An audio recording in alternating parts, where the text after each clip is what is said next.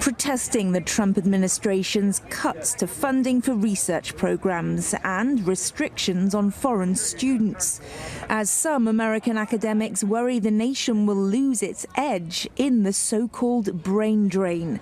Robert N. Proctor is a science historian at Stanford University. Trump has launched a war on science. We used to talk about the Enlightenment. Now we're talking about the Endarkenment, a period where scientists are losing their jobs. But this is going to have implications for how we predict the future, how we understand epidemics, how we understand new viruses, how we're able to predict or not predict hurricanes or deal with things like tsunamis. That capacity is going to be diminished, and other countries of the world are going to benefit. A recent poll suggests that's already happening. 3/4 of US scientists surveyed by the journal Nature said they were considering leaving because of the Trump administration's policies, with Europe and Canada among the top choices for relocation.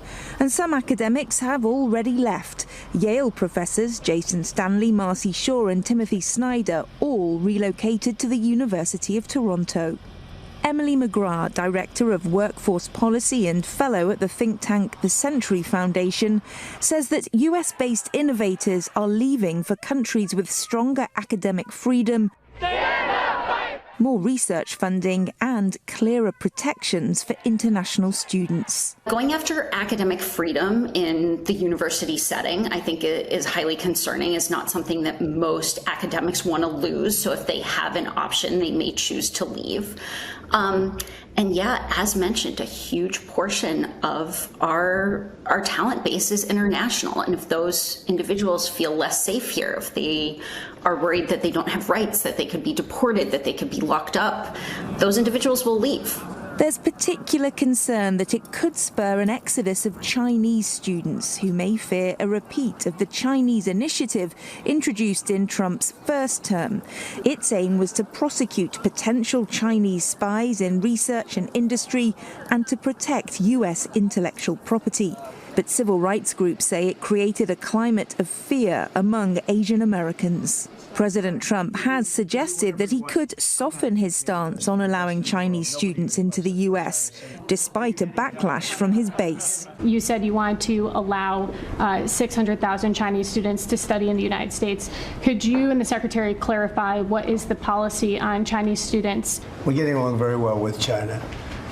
And I'm getting along very well with President Xi. I think it's very insulting to say students can't come here, because they'll go out and they'll start building schools and they'll be able to survive it.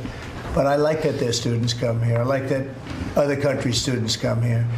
And you know what would happen if they didn't? Our college system would go to hell very quickly.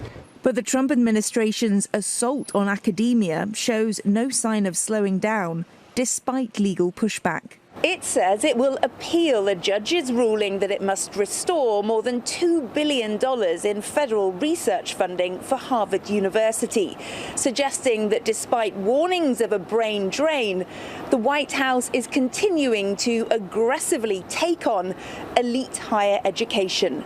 For CNA, I'm Kate Fisher in Washington.